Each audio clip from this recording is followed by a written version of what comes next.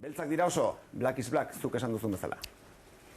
Bai, Black is Black kantaura gogora etorri zaiten zuzen ere txartel beltzen inguruan hitz egiteko. Ekai Center politika ekonomikoaz eta gizarte politikaz ikertzen aritzen da, eta handik Einaut Apaola etorri zaigu, astenetan ere. Arratsaldean. Hain zuzen ere, gai honi buruz hitz egiteko, Black txartelei buruz hitz egiteko, egun hauetan sarri entzuten ari gara, ikusten ari gara nori eragiten ari zaien Black txartel hauek erabili izanak, baina zer dira, nola funtzionatzen dute Black txartelak, Einaut? Black txartelak baita ere txartel opakotzat edo jo izan dira, ezta? Normalean guk ditugun, patrikan erabiltzen ditugun txartelen tankerako zerbait izan, baina arrastorik ez dute uzten. Asko ipatu izan da, enpresak eta eukizan dituzela, baina orain agertu inda jendaurrean, Caja Madrid eta Bankiako kontseilari batzuk eta ejekutibo batzuk ez ustean, kontratoz kanpo, jasotzen zutela bertako zuzendari nagusiaren onespenez eta erabakiz, txartela hauek jasotzen zituztela, eta erabili zitzaketela nahi eran, diru atera, kutxe zainetikan, ordaindu erosketak, erosteko altzariak, etxerako altzariak, luxuzko altzariak, afariak, safariak, edo zer gauza. Horiak eta horiak. Bai. Eta bat ere marrarik utzi gabe, bat ere markarik utzi gabe transakzio horretan geure ikusten duten bezala. Hori da. Hain zuzen ere grazia hori zun, txartel horrek ze gero apuntatzen zituzten, modu kontablean arrastorik ez usteko ere oso ondo pentsatua zeukaten, eta ustentzun gordetzen zituzten bertako operazioak kebranto deitzen zioten partida batean, edo kontableki apuntatzen zen asiento batean, eta kebranto dira lapurtutako txartelekin egindako operazioak. Osake, hori izan estaltzeko modua. Norentzat sortuak ziren, zuk gauza batzuk aipatu dituzu, persona batzuk edo entidade batzuk aipatu dituzu, baina era zabalagoan aipatu genezake norentzat ziren zeinek zituzten? Bai, administrazio kontseiluko kontseilariek eukitzen zituzten.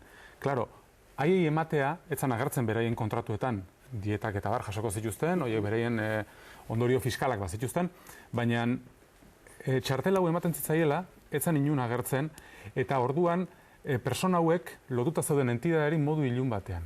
Hau da, blesak, esate baterako, berak autorizatzen baitzitun txartel hauek, jende honen borondatea nolabait lotuta zeukan, zor mutu horien harreman mota horren barruan, ezta? Persona horien honek etzeukan, txartel horien erabilerak etzeukan eragin fiskalik, norbaiteren bazeukan eragin fiskala, edo lapurtutako txartel horien poltsan zegoen dana, orduan lapurreta deitu genezaioke? Bai. Berez orain ondorio penalak ere... Ondorio penalak ikusiko ditugu badituzen, ezta? Hau guztia entzunik, nik lapurreta esan dio, baina argi xamar geratzen dana da, ustelkeriaren eremuan kokatu genezakela hau guztia, ezta? Bai.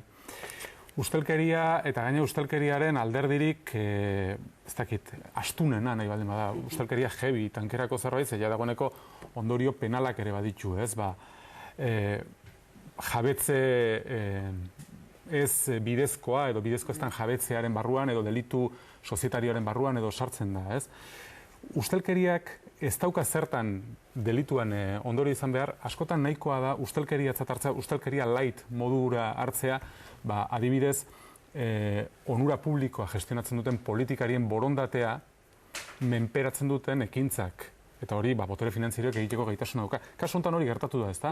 Eman zaien nolabaiteko sari bat, estalitako sari bat, oso goxoki polioa da, nahi dezun egin dezakezu diru honekin, eta lasai egon, ez du inok jakingo, ez da inon agertuko, osake, hau da...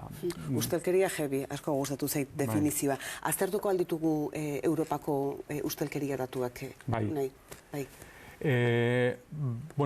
Ustelkeria datuak aztertzerakoan, aurten, 2014an, Europar Batasunak, Europar Batzordeak azterketa bat egin du hautematen inguruan. Eta grafiko batzuk ekarri ditugu eta ikusi egin dezakegu, ezta?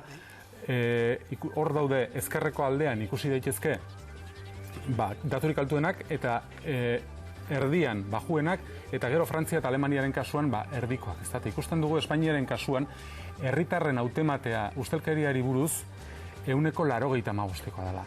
izugarri altua. Herri Mediterraneoen kasuan, bai Italia, herri Mediterraneo handien kasuan, bai Italia, bai Grazia eta bai Espainiaren kasuan, izugarri altua da. Horrek esan nahi du, 10-tik 9 baino gehiagok, pentsatzen duela ustelkeria zabalduta dagoela politikan.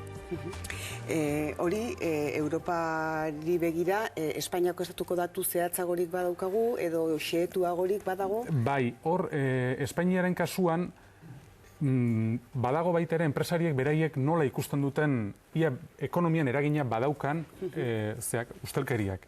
Eta grafika baten ere ikusi dezakegu Europar Batasunak egin zuen azterketa horretan datu hori agertzen dela. Eta beste herriekin konparatuz ere ikusten dugu enpresariek eta eragile ekonomikoek orokorrean badaukatela, nahiko garbi daukatela eta punta-puntako pertzepzioa dela Europa mailan Espainian ustelkeriak eragin negatiboa daukala ekonomian. Baina horrezaz gain, gero baita ere badago, hauek ez dira datu objektiboak, hau dira datu subjektiboak, jendearen hautematen. Jendeak ze uste duen, ez da ze pertzepzio duen. Hori da. Baina gero badago hainbat ekonomilarik nolabait neurtu egin dute, noski hori objektibatzea oso zaila da. Italiaren kasuan 1,3%, barne produktu gordinaren 1,3% dela nahiko finkatua bezala daukate, nahiko onartua. Espainiaren kasuan gutxienez 2% dela. Eta 2% zen bada, barne produktu gordina bilioi bat eurokoa baldin bada, 20.000 milioi euro zari gara. Baina 20.000 milioi euro, gu bezalako jendearentzat hain handia da ze ez dugu ikusi ere egiten zen bada, baina konparatiboki ikusi dezakegu esate baterako ondorengo grafika honetan, urtero 20.000 milioi dela gutxi gora bera 2015erako langabezia sarian gastatuko dana. Jetxe egin da langabezia sariaren kostua 2015erako, eta pensioak aurrekontuen zatirik handiena izaten denak, 135.000 milioi esan nahi du. Osake, baldin eta ustelkeria daukan eragin hori nolabait barneratuko balitz, gauzak oso diferentak izango lirateke murrizketen ikuspegitik noski. Baina badago zuk uste ustelkeriaren pertzepziotik barneratu beharrera eman beharreko urratsa da indik ere, eragin hauek kontuan izan da. Bai, nabarmena da badagoela ustelkeria egon badagoela zabaldu dira kasuak eta horrek eragin negatibo bat daukala ekonomian eta herritarren bizitzan orokorrean, ezta? Eta gainera horrek esan nahi duena zer da? Hau da, eragin hau da zerbitzuen kostua handitu egiten du. Hau da, sartzen da zerbitzu publikoak ematerakoan lizitatzen diranean, nolabait, kostu hori hor dago. Enpresak horretara bideratzen dira. Politikoak menperatuta daudenez, edo kurpilo horretan sartuta daudenez, eta inkluso herrialde batzuetan saritu egiten denez politiko ustela izatea, edo bilatu egiten da politiko ustelak egotea, hori hainbat azterketa badaude Europan bertan baita ere, garestitu egiten dira kostu. Gertatzen da hori? Bueno, aipatu izan da, Inglaterraren kasua, Frantzian ere kasuren bat, teorian hitz egin izan da horrelako gauzei buruz, baina baditu baita ere kaso konkreto batzuk aipatu izan dira baita ere, ezta? Estatu Batuetan baita ere, zenbat eta erraxago usteltzeko joera izan politikari batek, postu hobeak hartzen ditula, ezta? Erantzukizun handiago postuak izateko erraztasun handiago daukala. Beldur pixka bat ematen du, ustelkeria hitz egiteak egia esan bai, eta pentsatzen dut kontzientzia handiago hartu behar dugula herritarrok zer den ustelkeria, txikitik hasi eta handiei ere ez dakit gure begiak jartzeko.